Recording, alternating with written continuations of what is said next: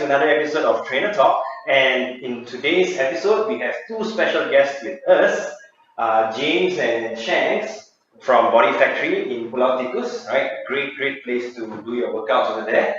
So just a little reminder for everybody.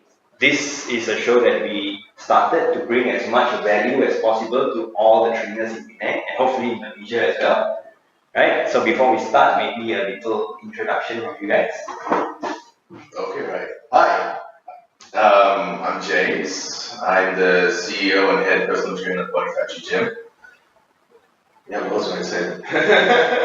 Gotta give a lot more than that. Okay, I've been in the industry for just over 11 years. I used to work at Fitness First, then my kids. Went abroad, got my certifications from AIF, came back. Some friends opened up a gym in Newark Park at first. Then afterwards, the shareholders left. I bought over the company, and then I moved it so that we can have more of a gym experience. Okay. And then, here we are today with my right-hand man. 11 years you've been a trainer? Yeah, pretty much, yeah. Official trainer for 11 years, yeah. I think that's more than both of us put together. Yep. That's nice. So, Yeah, I'm quite old now. it's just a number. Yeah. I'm Shankar, so I've been a trainer or coach for just about 5 years. I'm a level 1 ASCA strength and conditioning coach, so I got that done when I moved to Australia. Majority of my sort of affection towards fitness and is nutrition. It's about the holistic lifestyle. So I got my nutrition certification done as well, which kind of helped me at home because, again, with a lot of medical issues that go around, it's easier to eat right than to keep supplementing with medication. So that's one of the reasons that got me into it. And I was a member at the Body Factory, and a lot of the fundamental movement from the deadlift, the squats, and everything else was properly corrected by James over here. So that kind of propelled everything that I love about fitness into learning more about fitness, and working with the Body Factory just helped me kind of just get a bit more of a creative idea about what fitness can be. So working in Australia versus Malaysia, there's a lot to compare, and there's a lot. It's just how people appreciate fitness and how people view fitness. It's apples and oranges, but what I learned from there, what we learned from there to take here, it's just a little bit of time and effort that we have to put in to be able to re-educate the people. Yeah, a lot of this is about culture as well, really, like how people view what we think health and fitness is compared to what everywhere else thinks of. Yeah, because we both did it in Australia. Mine was in Sydney, Brisbane, yeah. Okay. And they're just very similar, like even how gyms work, laws and everything. Health and fitness is like normal there. Yeah. Is that why you met each other? Actually, no, we met each other in Uplands. School. We knew each other for... damn. Sorry? I'm a senior. We knew each other for over 20 plus years. Easily, yeah. Okay. Sorry. Right. Sorry, you guys. That is small, man. It's small, man. Yeah. Okay, so coming back to your story earlier, you said earlier that you were from Fitness First, you didn't like it. So what was it that you did not like? Well, honestly, don't get me wrong, I'm very grateful to actually be working in Fitness First. Changing. Yeah, it's a huge Probably change. the biggest, I think, in the world. Yeah, so that or the Olympic gym, gold gym, sorry. But what I liked about it was just that as someone fresh out, because I got my BA honors in sports management, because it was the closest thing I could do at the time to becoming a personal trainer and anything else like that. And so Fitness First, working there, it taught me about the corporate life. Working there, sales, you have to hit both sales and conducting sessions at the same time. It was, you learn a lot from people, you learn the do's and the don'ts, but the problem is that it's the trends that you get going on. So you see when one person who you think knows everything says something is not right, everyone, all the young trainers without a mindset will start jumping onto that and just ride that all the way through. Exactly. So that was one of the biggest issues I found. But also it's just the competitiveness. Yeah, I realized that, like for example, us, we all like help each other out when we can, show and all this stuff. It's great. We share ideas and we ask questions. We're not really that shy about it. But there is like if you are good, you want to maintain good in terms of like your knowledge. So if you have little trade secrets, you always keep it to yourself. You don't actually share with others and help them grow. In terms of personal training, you gotta live on your own, which I personally never liked because I always believe like us personal trainers are here not just for sales, even though yes, we do need to make a living. Yeah. But we need to grow and help and actually teach other people what to do because everyone makes mistakes, everyone has to learn, and we still learning today. So yeah, and then that was one of the biggest things. Like the managers were always trying to one up you and everything, and I don't want to go into the whole racist thing, but like you see how I say we might get demonetized. No, but I mean like because Since you no, because I'm half European and half Asian. Yes. And the problem is that the mindset then, I'm not going to name names of my manager then, was thinking that I am there to steal his job, to be the manager, PT manager. I really didn't want the PT manager job, honestly, because it was just too much to do. I wanted to learn more about being a PT and also needed to earn. I was living on my own and stuff. But it was just, it was very close-minded, everything, because honestly, I was not even supposed to be working in Fitness First. Okay. Because when you work in Fitness First, they will send you to care for 2 weeks to do their course, which actually is half of ACE, honestly. I think it's sponsored by ACE. And then I failed my theory twice, and I passed the practical the first time. But the problem is that if you fail your either exam 3 times, you're fired. And so, yeah, you're fired. And so I kept I was telling my manager at the time that, I'm dyslexic. It's hard for me to understand what's going on. Give me a couple more, at least a day or 2 more. So when you say, sorry, but when you say theoretical, is it like objective questions you gotta? Everything, yeah. It was like one of those, like, you have a client who's obese, who's 35 male. Yeah, it's like, but the thing is that you have to choose between 4 sections. Like, would you A, do this, B, C, D? They're all right. You just gotta pick the right of the right ones, the best of the right ones. Yeah, and so I had to, long story short, I had to go above my manager's head. I called the general manager. Again, not going to name names, but he was not Asian, let's say. And so I was like, hey, so I think it was British, hey, so I don't want to do this, but I'm slightly dyslexic. Can you please just give me maybe like another 24 hours extension before my next exam? They give you the exam pretty much exact next day. Right. And you have a massive file you have to go through. And so he was like, he sympathized with me, he said he was dyslexic too as well, which is great. So then, yeah, sure, okay, I'll give you 24 hours. Brilliant, thank you. And then I passed, and then I did it. But as soon as I passed, my PT manager and also the general manager of the gym sat me down and asked me why I lied to them on my CV, saying that I'm not dyslexic. Right. It's like, it's not exactly something that will hinder me at work. It's a learning disability. And it was like I said, 11 years in this business, so just back then, no one knew anything really. And so we were really slow on the mark. But no, thankfully we're really catching up because we have a lot better trainers, I find personally. We have a lot more better trainers. Our screening system for trainers and certifications actually are so much better than previously. And it's doing really well, I think now. But yeah, so I think we'll talk more about that later. I'm still But what surprises me is that if you do not pass the exam 3 times, they fire you. Yeah. Oh, turnover rates for personal trainers in gyms like those very high. I thought it was because of unhappiness, not because of an exam. Oh, it would be that too. Yeah. That I can expect, but because of exams, I did not see that coming. Yeah. I'm curious though, while you're doing the exam, are you training people or are you just studying? Oh no, the theory is just based on everything from slight biology to anatomy to the actual practical side in terms of time, PT and stuff. The practical is literally doing a full PRQ, physical PRQ, writing the workout, and then doing the workout. Yeah, performing. So you get actual clients already, like you can. No, you practice on your other classmates until you pass. Then you can get Then you can train. Yeah, if you're lucky enough and the manager likes you enough and then gives you people to train.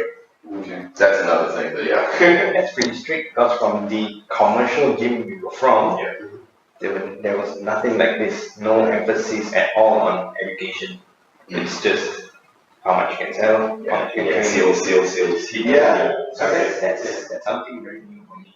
Yeah, that's why I was really happy to be in fitness first because they had they gave you the opportunity to like I done my TRX course and my Muay Thai level 1 there as well because they'll be like we got someone coming in if you want you pay to go to do the cert and then so of course everyone jumps in the bandwagon. The problem is that if you don't have enough cash on you, if you're not earning enough and you can't afford to go to do that course, then you are literally out of luck because then they'll be pushing that all the time to try out new TRX training and all this stuff. If you don't have the cert, you can't train obviously. But all those who can get all those clients. So that's why dog eat dog.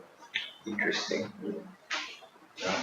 Okay, so how about you, Shankar? What brought you into the fitness industry? It's a lot of things, man. You are like Mr. Holistic. Every time I talk to you, you're all about holistic training. I love it. So ironically, I had probably one of the best PTs when I lived in Singapore. Okay. When I joined fitness first there. So you started off as a client. Yeah, I started off as a client. Everything you've got to experience it before you actually go through it, right? So what my PT in Singapore said was pretty phenomenal. You got to eat right, to feel right, to sleep right. That's not something that a lot of people educate you on because I was the sort of guy that would live off fast food. I'm vegetarian, so there's really only so much crap I can fit in my body to blow up to 90 kilograms. Okay. And at this frame, that caused me a lot of health issues as well. So he kind of redesigned my life and said, why don't you try getting rid of this? Why don't you try sleeping a little bit more? Try eating this instead of that. And little changes turned into an obsession. So I got into yoga. I got into eating right, I got into training better. Then once I got to where I wanted to be, then I moved back to Penang. Saw James from the Body Factory and learned a lot more. So suspension trainer systems like the TRX had just come up. We started playing with that as well. And using barbell, single leg deadlifts, I'm like, crap, this is sort of stuff, you know, this is also new. And the only thing I've used before was the Smith machine to squat on because in a commercial gym, the liability is pretty high when you get a client to go sit on this actual open squat rack and break their legs. And I used to work in a commercial gym in Australia. There's only so much slack that you can get away with. If someone complains about a shoulder problem after a session, you're screwed. Oh, wow. Okay. They can sue you, they can do a whole bunch of stuff to you, so I understand where you came from. But as it goes, the more you learn, the more you're willing to experiment, the more you kind of get accustomed to that nature of like the functional and the holistic and all of that sort of stuff. So I started experimenting with supplements, like, pre-workouts and all that sort of stuff. And it kept going, and I moved to Australia. Food's so much more cleaner there. You can go grocery shopping, you won't feel guilty. You can meal prep till the cows come home. It's all good. But when you're over here, it's 2 in.the, you're hungry.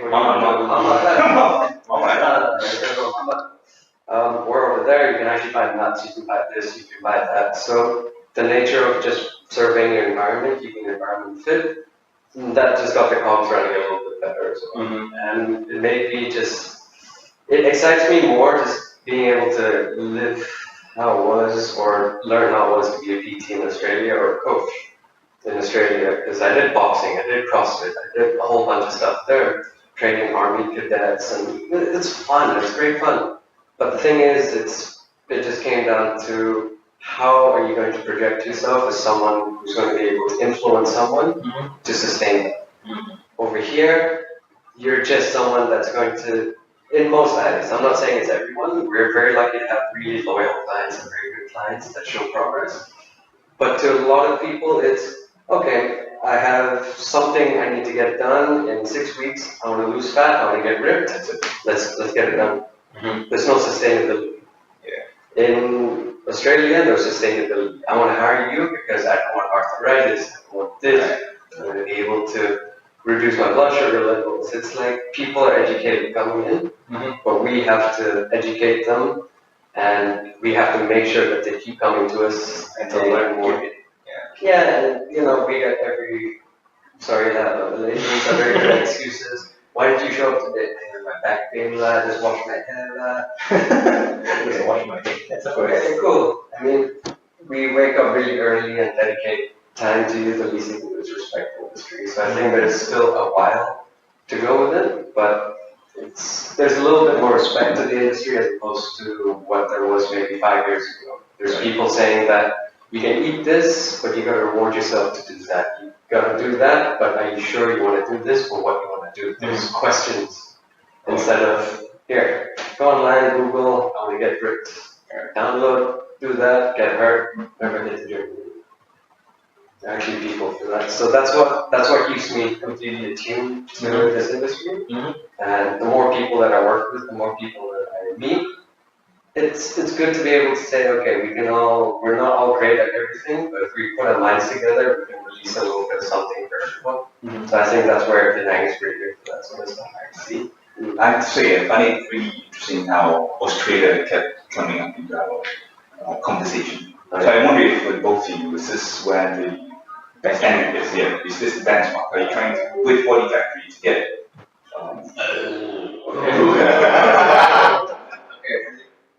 I mean, this is my perspective. James can give his, but alright, so the way Australia is regimented, not just, the way any country outside Malaysia is regimented. You can go to our neighbors, you can go to Singapore as well. The priority for fitness is high because if you join the NS, you're going to get tested. If you don't test it, they're going to ask you to come back and get tested again. There's no benchmark. In Australia, it's, you're being active, you're being a rugby player, you've done something. Yes. The idea of a fit lifestyle is ingrained in you as a kid. You have to eat your fruits. If you don't eat your fruits, you're not getting playtime. It's harsh over here. So what you're really saying, it needs some sort of government intervention. Government or whatever, but I guess it's, let's just say if you're a training client, they have kids. Nurture the kids to be able to live a fit lifestyle, because if you can't expect the government to be able to push that the whole time, make sure that the people that benefit from it preach, or at least tell people that there is a purpose to living a fit lifestyle. Because if you train 600 people have, let's say, 2 kids, you have 1,200 people, you have more people that are learning. And it's just about spreading that message. That's So, for me personally, I believe, we're gonna get political. I say honestly, it's the schooling, the school system honestly, because in Europe, I went to boarding school in Europe, and also we studied in Australia a few times. The school system for PE, for physical activities, is they don't slack on it. I don't want to say numbers because I know I'm gonna remember it wrong, but it was horrendous how little the local schools in Malaysia actually do PEs. Something like once a week, something like that. That's horrendous. And so that's why people just don't think of health and fitness as actually something to do. But I mean, it's great. You still see children running around outside playing football, and it's fantastic. We have a great football following. It's just brilliant. But I mean, like our basic, let's say our basic anatomy and biology, we all learn from school, and we should. But for some reason, the average person here who actually went to a local school here, graduated, I think they don't know anything really. It's amazing. I'm sure you've seen some people who want to be personal trainers, but they don't know much at all. You're sort of shocked, and I felt quite bad for the schooling system that they focus more on financials, like you gotta learn math, trigonometry, and all that stuff, but you don't know anything about your human body really. Like they don't know basics on terms of diabetes, insulin production, and all that stuff. So that for me was what got me into it when I was actually in boarding school and I was learning about biology. And I just found it really fascinating. It clicked with me. I suck at physics. But at least biology was great, and it was just the fact that I was also a very active child. Play rugby, badminton, and all the other stuff and everything. So yeah, and I just thought it was really awesome learning about that stuff. Yeah, I think you're right, because I come from a local school. This is literally what they do during PE. They gather all the students at the field, they give you a football. That's the end. That's it. Exactly. Well, one upbeat, right? Because I have experienced this. So it's almost exam season, and then the teacher said, okay, we have to PE now, but how about we don't do PE? Just study instead and get many A's. Get many A's. So yeah, that's really interesting because I think I've heard of some schools in Singapore as well. If you are above certain BMI, you got to stay back or you have to. Really? Yeah, That's awesome. You got to do until you lose a certain weight.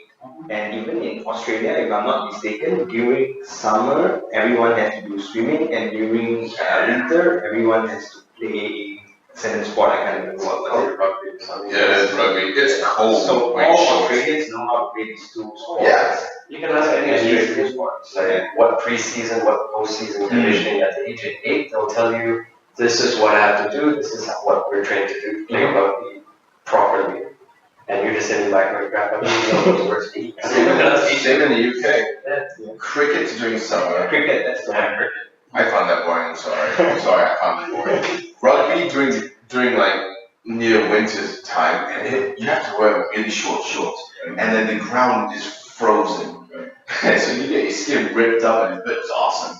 Yeah, but you play that as well, and then tennis in the summer as well, football. You know, it's for some reason we love physical activities in nature. We love it, but we don't seem to actually push as much to encourage it. Yeah. All right, cool. So I think we are heading to some great points next. So as I said earlier, if we don't have the government intervention to help us achieve what I believe all our goals are very similar to get people moving. Right. So what can we as fitness professionals in Penang raise the level? So I think that's what we're going to discuss next. So we're going to take a short break, and I'll be right back, guys.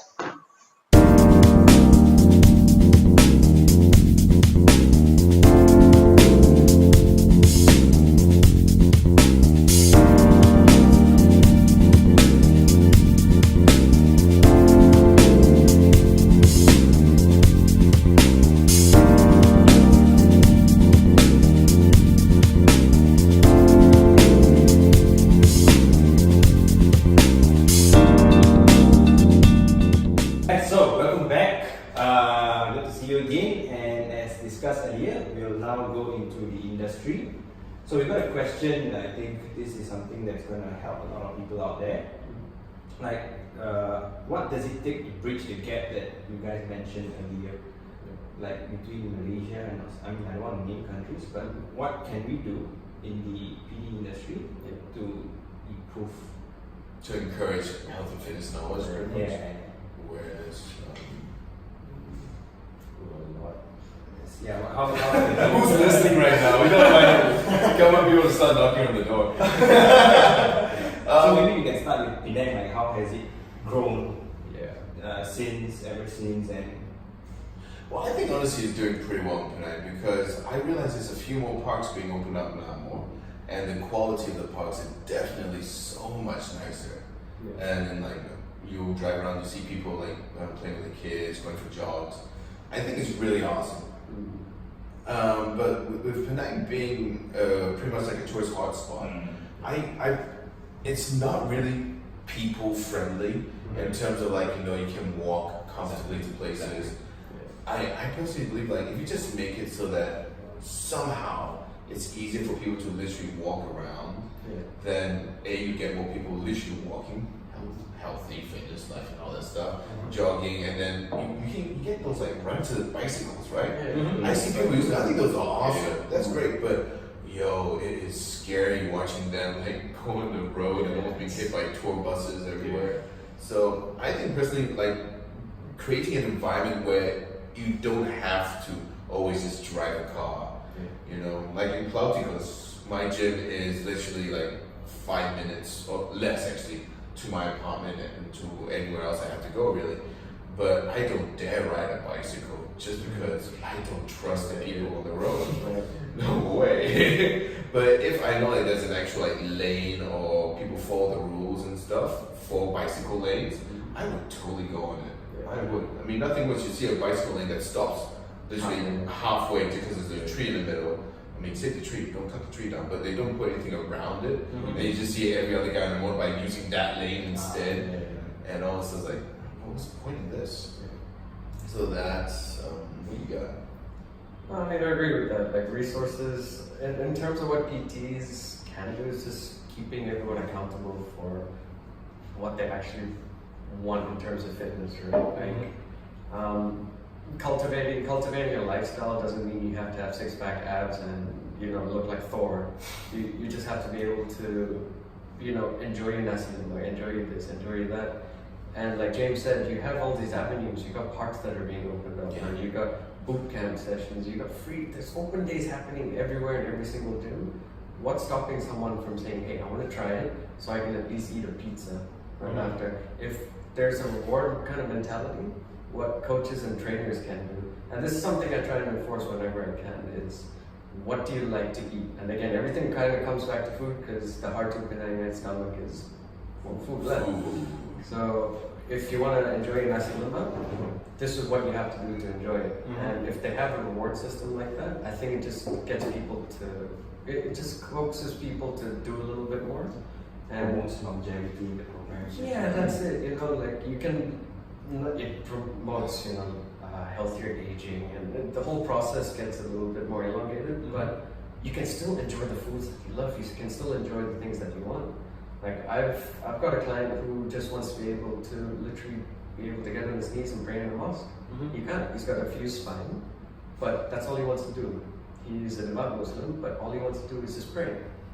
Simple, very simple. All he does is he just takes supplements, he eats a little bit better, and now he's able to get on his knees and pray. It's simple things like that to be able to get into the psychological process, but there's literally zero things that are stopping anyone in Georgetown from staying fit, except willpower. Yeah. Just willpower. It's nice though that like I think it's on Sundays, right? They close off the road so people can walk around. Great. That is great. That's cool. That is great. But if we're talking about how personal trainers like us, certified, let's say, certified personal trainers like us can help our community or something like that. Honestly, I believe it's up to the governments in the end, because we obviously are doing the best we can, not just to make a living, but because we obviously do want people to be healthy. We want to actually help people. That's why we're in this industry. But we are obviously limited by many things. We're limited by culture. We're limited by brain set. We're limited by, let's just say marketing products. And so Education as well. Education. Yeah, and so I'm sure whatever, if there's any government implementation that we actually agree on, we would literally hit the floor running and just go for it full blast. I mean, it could be something as simple as just going and looking for people or creating their own organization that you can be a part of as a trainer, and then they say, okay, you then go to this school and then just give a little talk here and there, or go to here, or go to there, or even something, like apartments. They all have horrible gyms. The nice ones, of course, have nice gyms, but the basic apartments have like horrible equipment. And I'm not going to go on to run with equipment and gyms, but long story short, they just have it. If they have us, like just say, okay, how about you can have a side job where you have to go and inspect, or just go and give an advice once a week, something like that, an hour. The consultant. Yeah, become a consultant to the people who live in that apartment or something, and saying, hi guys, this is how you use this is how you use this. Give some free consultation, whatever it is, just so they have an idea, so they have no excuse. No, you can just write some things on the board for very basic fitness workouts, nothing interesting, that intense. But that's why. But every apartment and everywhere has their own rules. So no, you can't go in here. Sports clubs want that personal trainers in. Even though they say that they are certified to train people. FYI, they're not. I'm not. They won't let us in. We can't help people. We can't do a job. They have to rely on that person who, certified or not, has to be there. And they're never there when people really need them. So that's why it's frustrating for us, I'm sure, but I mean, it's that whole lifeguard on duty kind of scenario. Yeah. Right? You can go out swimming, but if something were to happen to you really far out, but the lifeguard can't see you, the lifeguard's there to do whatever they're needed to. They're still doing it. If you replace the lifeguard with a PT or a coach, we're here to help. Of course, we all just genuinely have that need to want to help people just be a better version of themselves. But like James says, if you look at apartments, if you look at the way gyms are looked at, it's neither a luxury good nor is it a good worth cultivating, right? So you can have a crappy treadmill at home that's from the 70s that your great grandma may have had stored in the corner. Pull that out, dust it off, learn how it works, get it fixed or get a new one and actually use it. Like there's a purpose for everything that's there. Everything is commercial or home based. We're just here to push you a little bit towards the right direction. Yeah, I just want to jump on one last thing. Even in gyms, let's just say corporate gyms, big gyms, they won't even, well, at least the ones I know of, you can't, the trainers, it's frowned upon for the trainers just to talk to members. And then just give advice or even work out with them, because then it's all about money. Are you trying to steal this guy from someone else? Are you doing on the table because of PT and stuff like that? One of my biggest fights I had in the gym I worked in was just that I was literally with this person. I was just working out with him because he wanted just to have some ideas and stuff. I was not really trying hard to sell PT, but he was a nice guy. He was my friend. I just wanted to work out with him and stuff like that. But then the manager thought I was doing under table PT, which he was, but I wasn't. I didn't dare because I was still kind of new and I loved my job. I wanted to help people. But it was very much frowned upon that you can't even just talk to a member or help a member, give them some advice. You see someone doing something where like, excuse me sir, you're doing this wrong, man, give me some advice. So they, no, that's the GI's. That's the GI's job. You're a PT, that's not your job. It's like, what the hell? It's horrible. Maybe this has to do with what you said earlier, how it's very competitive. Yeah, it is. And how you're not supposed to give out information. Yeah, exactly. Yeah, I mean, even if the member is not a client of anyone else, they will still find some way just to stop that, which was one of the biggest reasons also why I left that. And so that's why in my gym, I personally literally walk around sometimes and just give people advice. And they might find it annoying. But that's the whole point. I want people to feel comfortable to ask the PT for advice, because if not, then they stay because they now know something better, which is good for obviously me, and I have a returning member, which is good for me. So it works both ways. So I don't see why we are literally sometimes shooting ourselves in the foot by just trying to be too competitive. We're here to help people, and people obviously also help us. I mean, plus, just with that, it's conducive to creating a community as well. I mean, that's where you get the body factories, the underdogs, the KD trainers, priority fitness. We have a group of people who are part of this community to be able to stay fit and kind of push each other.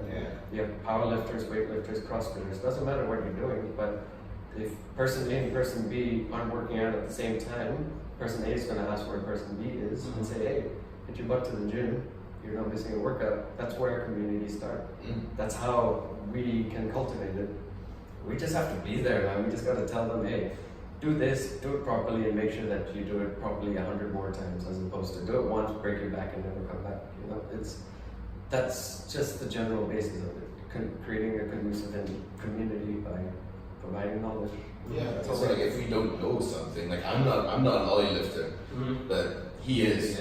So I actually try. So I'll ask him for some advice, like, dude, can you check out my snatch? I don't think I'm doing it right. Or my clean and press, am I using too much of my upper body?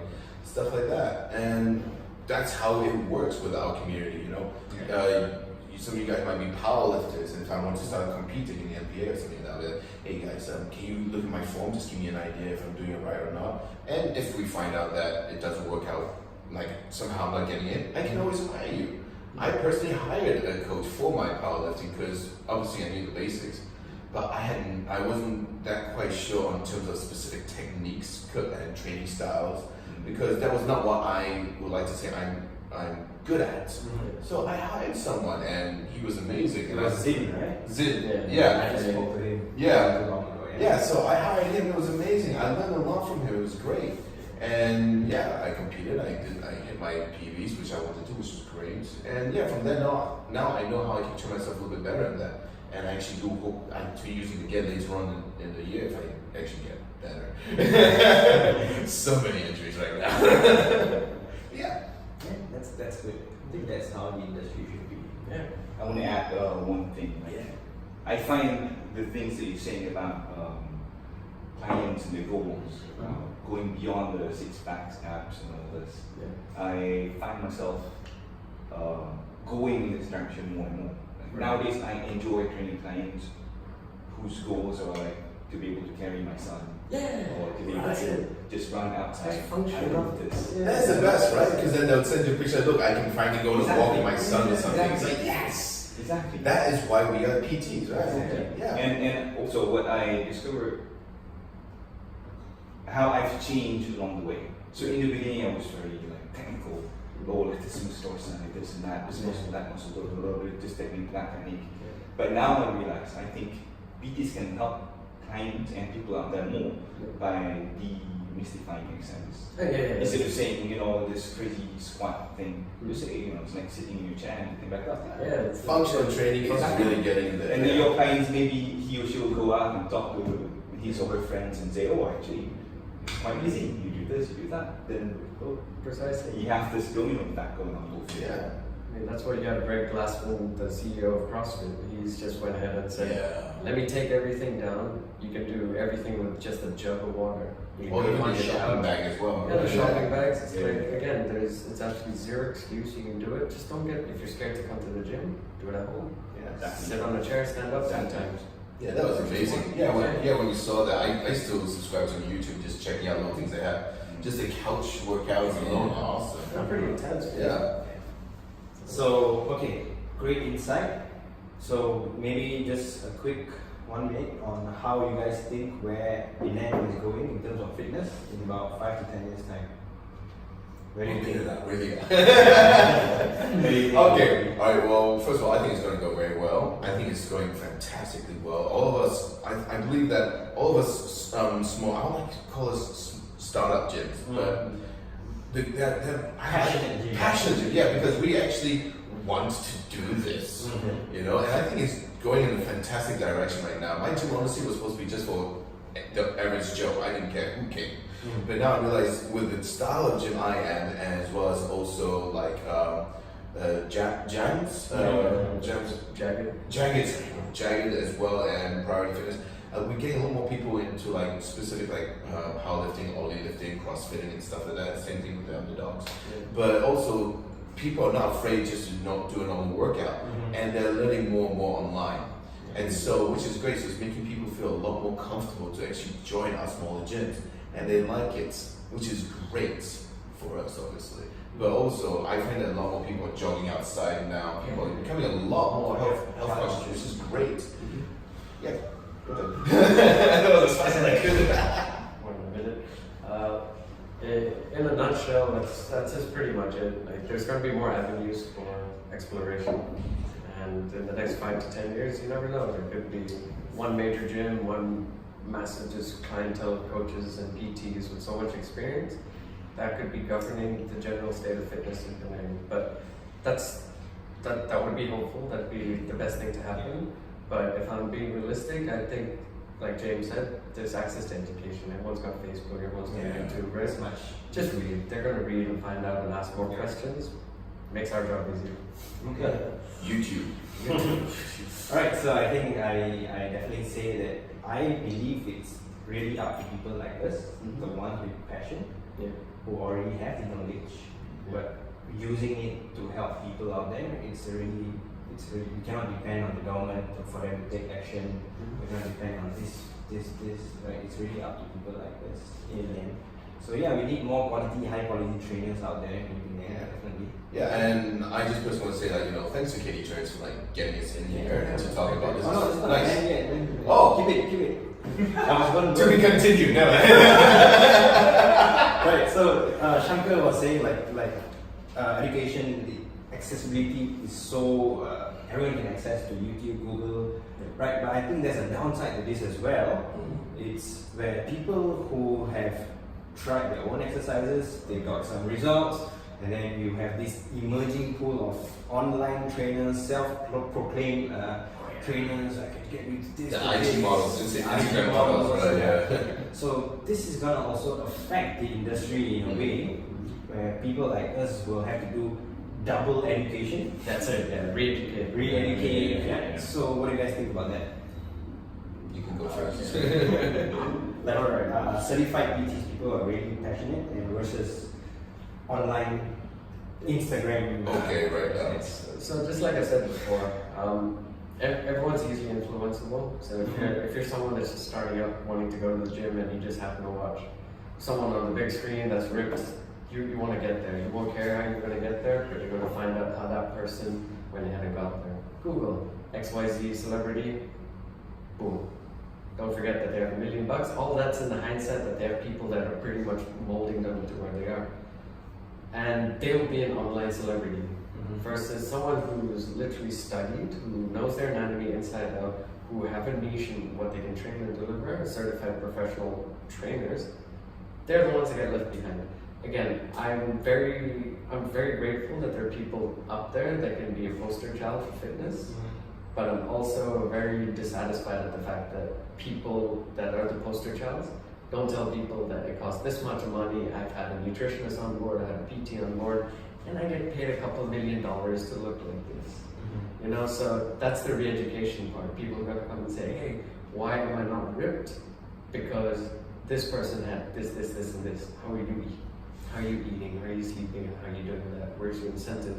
So that's where the certified professional trainer has to come in and say, good job, but here's how you, this is how you can make it a little bit more realistic. And I find that that's where the value of our education is a little bit more fruitful. Because if you don't know how to reverse engineer the process, tell them where they did right and where they did wrong, and just kind of find the middle line for them to say, okay, I can live with that. I don't have to be like at 1% body fat all year round, but I can still eat, I can still be happy, and I can still be functional.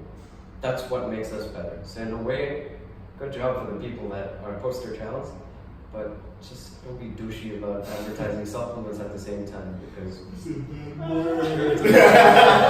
I mean that's just the truth. No, but I totally agree with you. I personally am very happy that there is that people are posting workouts on it. I think because when I was in Australia, was it Australia? No, I'm sorry. When I was in Fitness First, one of the trainers who I looked up to very much, she said something that I always live by. There's no such thing as a bad workout, only better workouts. The fact that you are already working out is a fantastic move already in the right direction. So you just go and tweak it, like you said, just tweak it a little bit. And I mean, come on, and as PTs, how many times has someone said, I saw this on YouTube, how is this? You know, how can this work with this person? I mean, it's called personal training for a reason. It's personal, right? So, but I like it personally because I like being told about these new fads, these weird diets, you know, these weird little workouts and stuff like that. Some are fantastic. Honestly, I look at some of them and I tweak them a little bit so they're a lot safer. You know, you're not doing like 100 kg, like good morning with your back all snapping in half and stuff like that. But it's great. I honestly, I look at some and actually tell my clients, okay, you know what? You go ahead and do this as homework then. Let's just quickly go over, make sure you get your posture right. You do this as homework then. But when you're with me, you're doing something totally different then. So at least because some of them just like the idea that they can just look on YouTube and they have like all these programs now. There's so many programs online which kind of puts us out of business at times. But some are good. Some are great. Some are not. PG. So yeah, some are not. But either way, you know, I think it's great. But if we're talking about certified personal trainers against an average Joe, let's say, we put the time and the effort and the money into making sure that we are the best that we can be, and we still do grow. We do certs whenever we can to upgrade ourselves. I try to stick by rule by always having at least 3 new certifications every year. We also usually are first aid and CPR qualified in case it goes wrong. And also we have the ability to separate bullshit from reality pretty much. Sorry.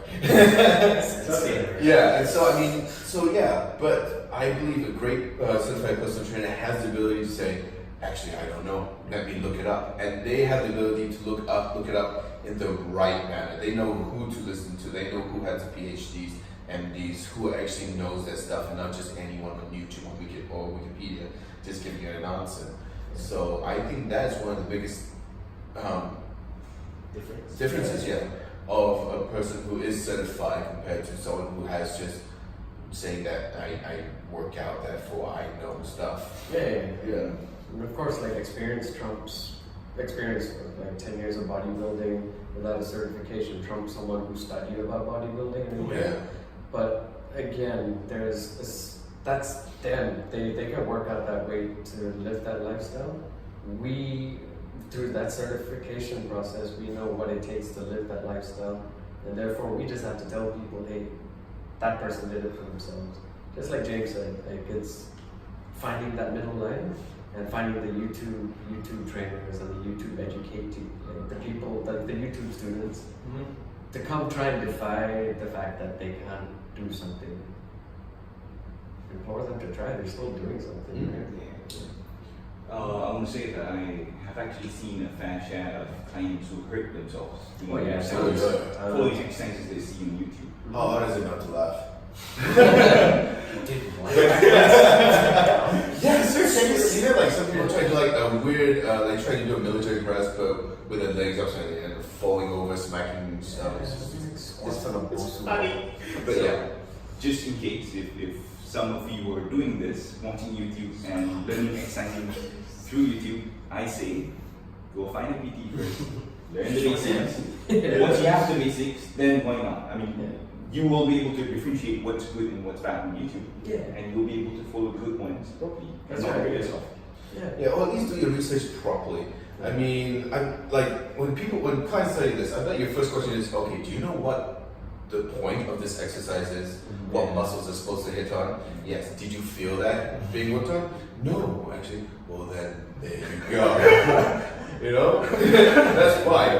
Figure that out, and then you'll realize it's not working. But some people just don't realize it, which that's why we're here for. And also, technically, people just don't know. Here, at least in our culture, they just don't know what a bicep is. They don't know what a quadricep is. So when they say this is a bicep coat, they're filling in the triceps, like, it doesn't do what it says on the tin. You know, but they don't know that. They just follow like that. Okay, so I think we're gonna take another break. Okay.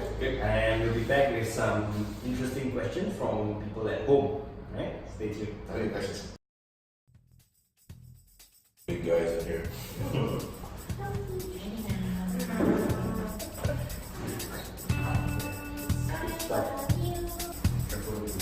I know it's twice already by accident. I'm sorry. I'm gonna make sure I don't move. So don't move right leg, don't move that far.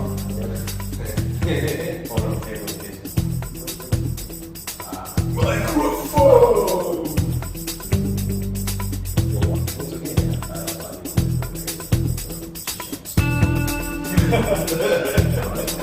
That'd be awesome. The Jack!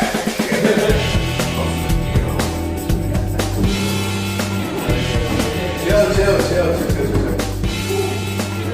This is fun. Are we turning off?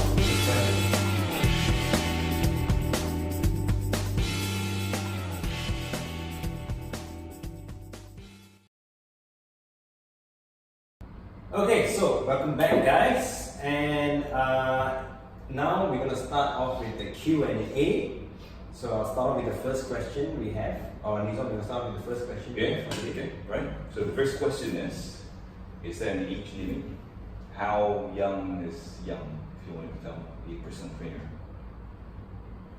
Start. When did you become a personal trainer? That was my turn. How old were you? When I got out of uni, I was about 22. No, 23. 11. Yeah, there you go. That works. Yeah, 23, yeah. That's I swear. Yeah, about then, 23 to 25 is a pretty good age. It gives you enough time to practice kind of what you certified. If you studied in uni, you'd be done about 22. 3 years of experience into that.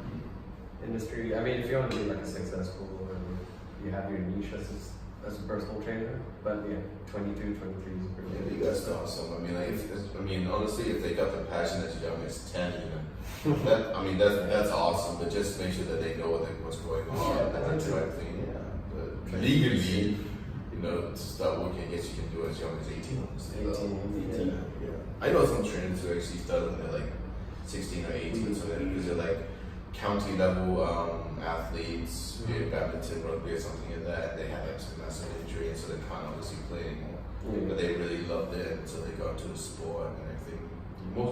There were a couple of Australian guys actually doing like that. Yeah. Okay. So, that's What about you then? What do you think? Yeah. age. I honestly think there is no limit.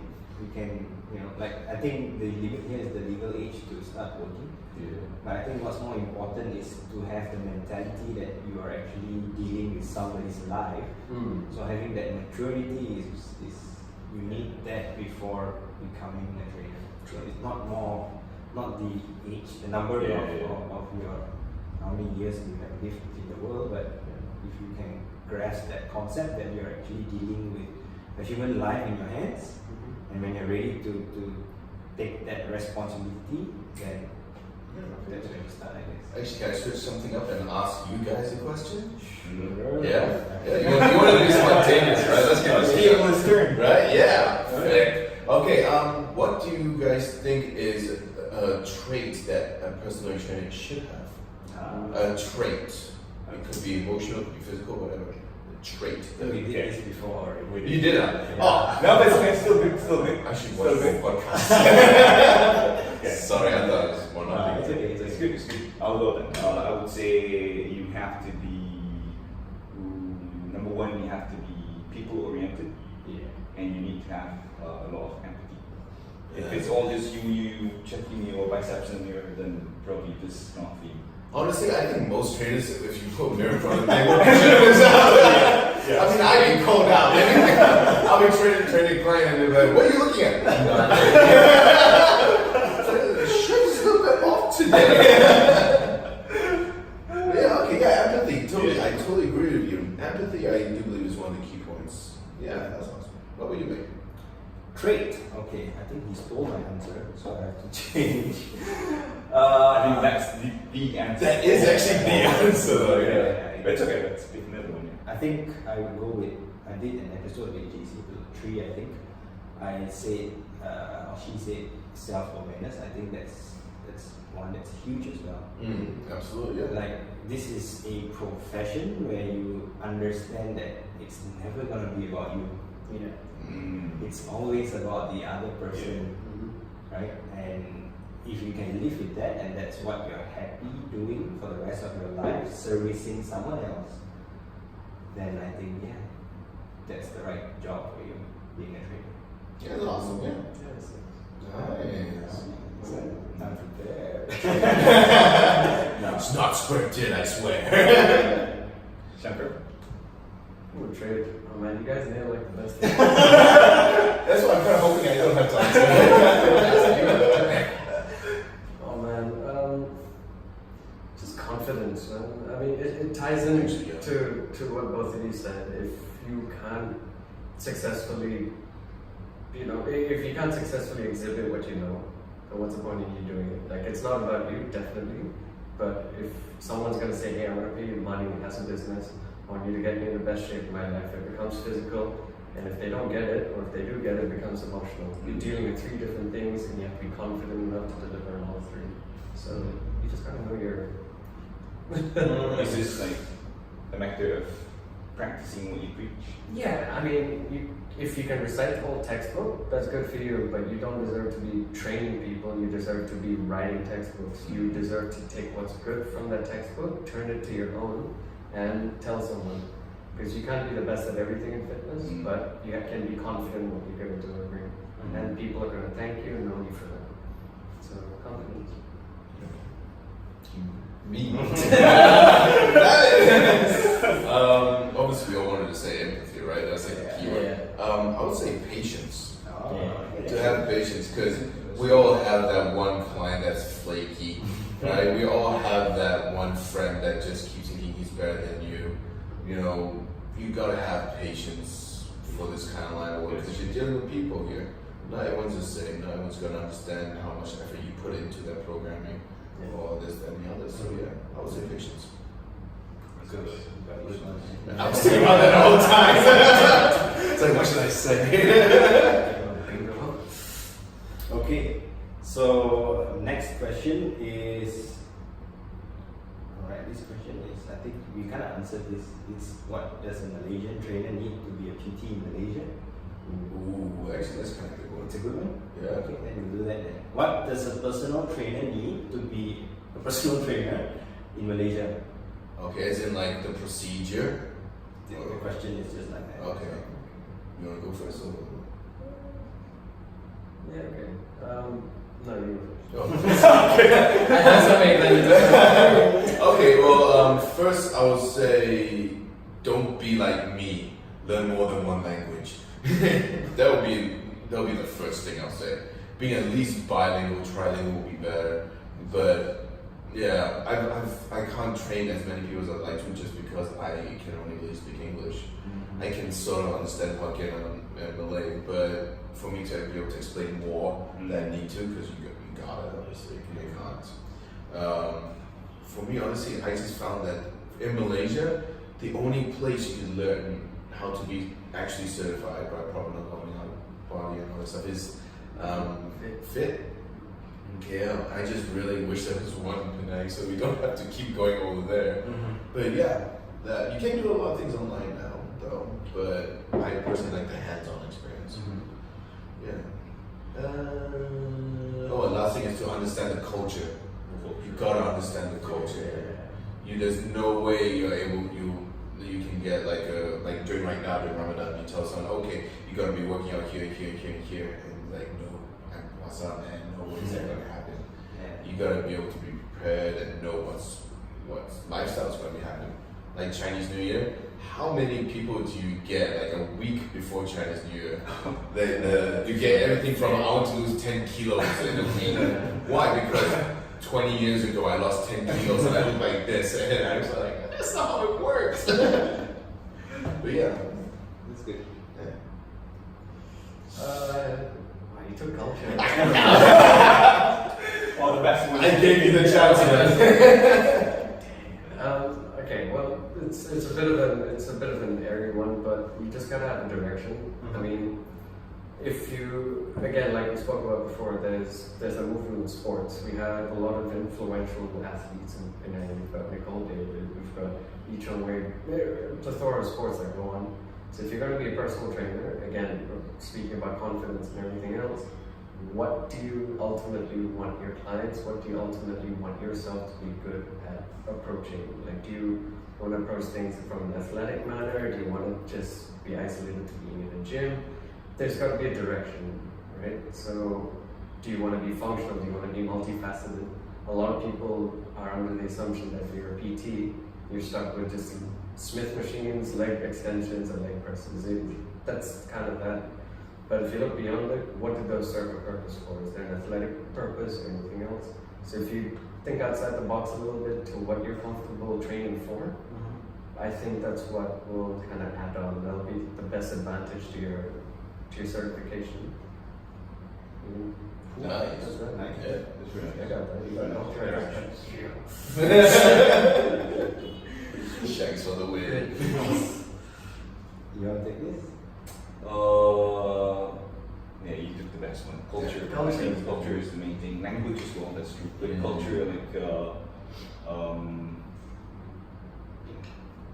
puasa, then training Muslim ladies, for example. You know, Also, I mean, like you're not supposed to touch them. And, Yeah, that was a big thing. that's it. That's what I was getting to. It's the idea of personal space. It's very, very much not discussed in a lot of areas as well. That is true. Personal trainer doesn't mean that the hands have to be all through everywhere. Yep. It's you're judging. You're just kind of educating a person within that area of comfort. And like you said, for culture, if you're wearing a hijab, if you're wearing something or another, respect the fact that that has to stay on. There's a purpose for it. Yes. A lot of people I know dad literally said, no, you cannot train with me because I don't like that in front of me. And I think that's just rude, that's just cynical. Get rid of that attitude if you're training in Malaysia. You've got 3 religions, 3 races. It's more than that. Yeah, it's more than that. Yeah, you gotta really know Live with it. know what the do's and don'ts. You have to remember the others. Yeah, they are. The in-betweens. Hi, I'm a minority. No, yeah, exactly. I totally agree with you. Like, I had an Indian client who was Indian, and I was trying to strap her feet into the stirrups for the rowing machine, and she just kept saying no, but she wasn't really explaining why. And I was just like, no, it's okay. I'm here. You know, I can help you. You have a bad back. I'll strap it. She said, no, it's okay. And then she had to explain to me why it's not Touch the feet. no touchy Yeah. feet. So like, oh, sorry, I had no idea. Yeah. That's why I wish, obviously, I didn't look like an idiot. I knew that beforehand, but yeah. It's good to learn. It's Yeah, exactly. not a bad environment. Yeah. That is true. And I guess maybe just say it to like being a PT doesn't mean you touch your clients all the time. Yeah. No touching. Sometimes touch is necessary. Yeah. Therefore, you have to know the boundaries and. How many times have you heard bad stories of PTs, and that's why people don't want to Yeah. You know? Because of that, I have like now a routine of like when I'm trying to do like my official pressure point for especially females. I say I'm gonna be applying pressure on your triceps, on your traps. Sorry, I'll be pressing down with this finger, and I'll be using this hand to hold the scapula and all this stuff. I have to tell them this just so I am covered, just in case. Yeah, because you hear the stories, right? Of like PTs like getting all the women or just touching people. Going overboard. Yeah, that is what I also believe is really hurting our industry as well. Like trainers like running off with people paying and all this stuff, or like selling steroids and all this stuff, not giving the right advice, and like poor guy ended up in a coma, not saying names, stuff like that. So yeah, it's horrible. Yeah, I just hope that one day there's going to be some kind of intervention by the government, a certain body that keeps you regulating. Like you got to have this before you can be a trainer. Some sort of Show your cert or at least something that proves I it. think that's really needed in this country right now. So, yeah, cool. Is that? Next question. What's the next? We have 4 today, so the third one is exercise. Which exercise should PTs know? One, if you have to know one, what it is. What is this one? The barbell snatch or any sort of snatch variation. As of recent, it encompasses the deadlift, encompasses the squat, but it's probably one of the most dynamic, one of the most explosive movements you should be able to learn, both posturally and this is fun. If you learn it the right way, it's probably one of the most fun movements that you can actually and should be learning. So that's fine. Yeah, so this is movements that PTs must learn how to teach, or what the average person should know. No, like what's the one exercise that a PT needs to know how to teach? Deadlifts. How to teach, okay. Deadlifts. Hands down, deadlifts. It took me so long to figure out how to teach deadlifts in a very easy layman terms sort of way. I like using analogies and stuff like that. So I'll say stuff like, imagine there's a snake there and you can't move. What do you do to your pelvis? You pull it back. There you go. Your back is now straight. It's very hard to teach some people that. So if you know how to do that well, then you can teach them anything else. I always say. That is true. That is true. What about you? I agree. There's deadlift or hip hinge, at least. Yeah. Knowing how to bend and lift things from off the floor while keeping your spine neutral. Yeah. Because again, I mean, I've seen a lot of people coming in with pain in their low back, and it's all because of lifting heavy objects off the floor, be it their baby or a box or this or that, and they get this pain. You ask them, show them how to grill, you just like have a heart like, no, stop. What about you? So good. I just got a new answer. So I'm gonna switch mine to the bird dog. Because of what you just mentioned. So I think the bird dog is important because a lot or almost everyone will suffer back pain at least once in their life. Maybe. So I think the bird dog, on the big tree, right? The bird dog, the side planks, and make curl-ups. I think that's something that everyone should have.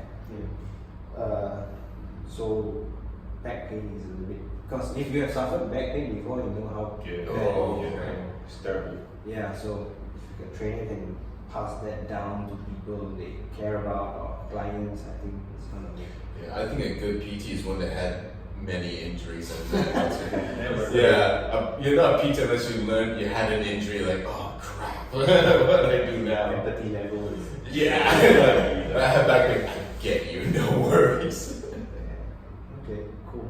So, hip hinge, deadlift, snatch, bird dogs. Okay. Alright. Google it. Then ask us.